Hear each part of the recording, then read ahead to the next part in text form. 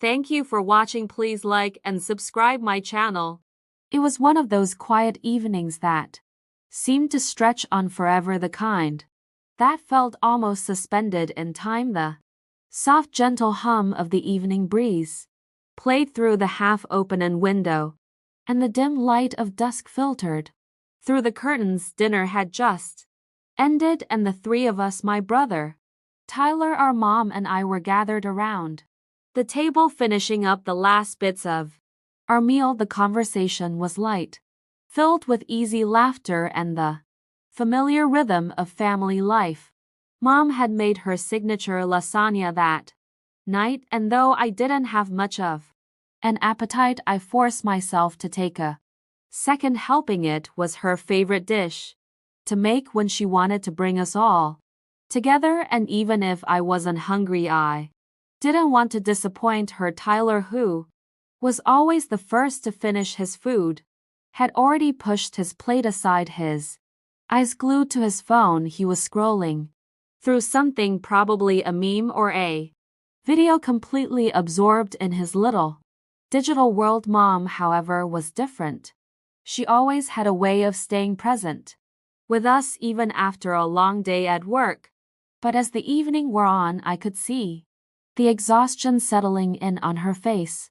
It wasn't just physical fatigue, it was the kind of tiredness that comes with balancing 1,000 things at once: a full-time job, taking care of the house, making sure we were both okay. She was the rock of our little family, but even rocks needed rest. With a soft sigh, Mom excused herself from the table. I think I'm going to call it a night, she said, pushing her chair back and standing. You two don't stay up too late. Don't worry, Mom, we won't, Tyler called after her, though his attention never left his phone. I was about to reply, but Mom was already heading down the hallway toward her bedroom. As soon as she was out of earshot, Tyler gave a dramatic groan. I can't believe how early she goes to sleep, he muttered, rolling his eyes as he tapped away at his phone. I smirked.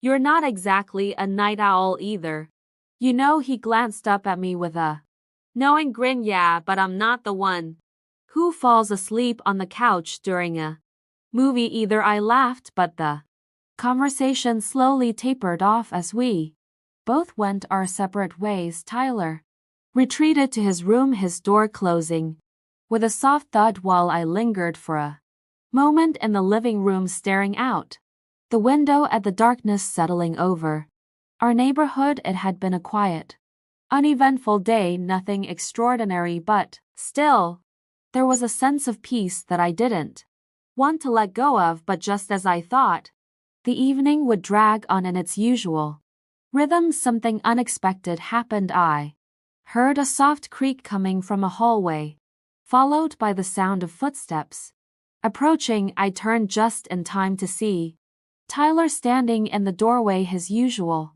mischievous grin spreading across his face. Come here, he said, his voice barely above a whisper, as if he didn't want to wake Mom, even though she was already deep in sleep by now.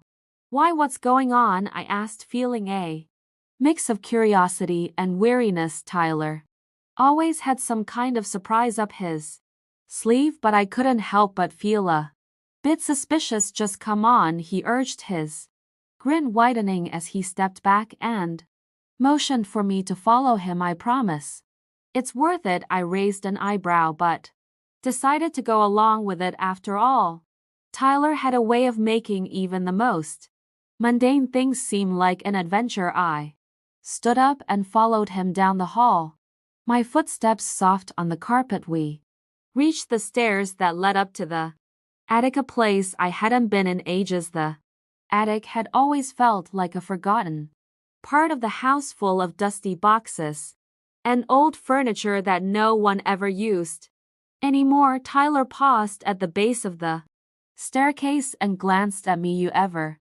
wonder what's up there? He asked, his voice low and almost conspiratorial. I laughed, though there was a small knot of uncertainty in my stomach. We're not Really supposed to go up there, are we? He shrugged, unbothered by the rule. Mom never really goes up there anyway.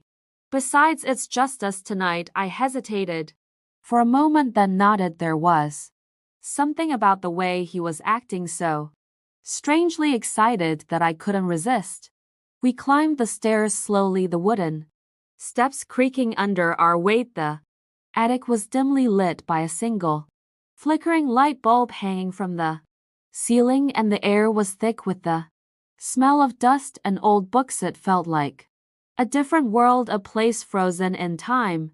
Tyler led me to the far corner of the room where a large cardboard box sat. Unopened and dusty, there was something odd about the box. It seemed out of place among the other random bits and pieces of forgotten memories cluttering the attic. What's in here? I asked, more out of curiosity than anything else. Tyler grinned even wider. You'll see. He crouched down and pulled the box toward us, lifting the lid with a soft rustling sound. Inside was a mix of old photos, clothing that looked like it had been from the 90s, and a small silver jewelry box that sparkled faintly in the dim light. But what caught my attention first was a framed photograph sitting on top, slightly bent at the corners. It was a picture of the three of us, Tyler, Mom, and me, taken on a family vacation to the beach when we were younger. I could barely recognize myself in the photo, but the image of Mom holding both of us in her arms, all of us laughing and happy, brought an overwhelming wave of nostalgia. I picked it up carefully, brushing off the dust. Where did you find this? Tyler smiled softly, looking at the picture as well.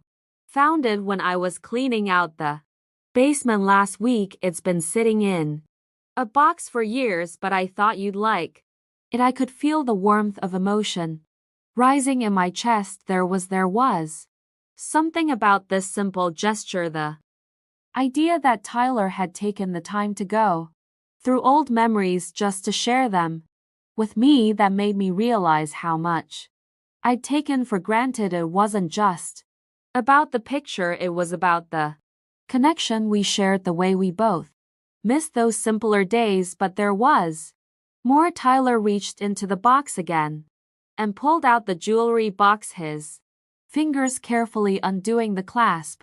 Inside, nestled in a bed of soft velvet, was a delicate silver bracelet. It was beautiful, thin, with tiny charms hanging from it, each one representing something important in our family's life.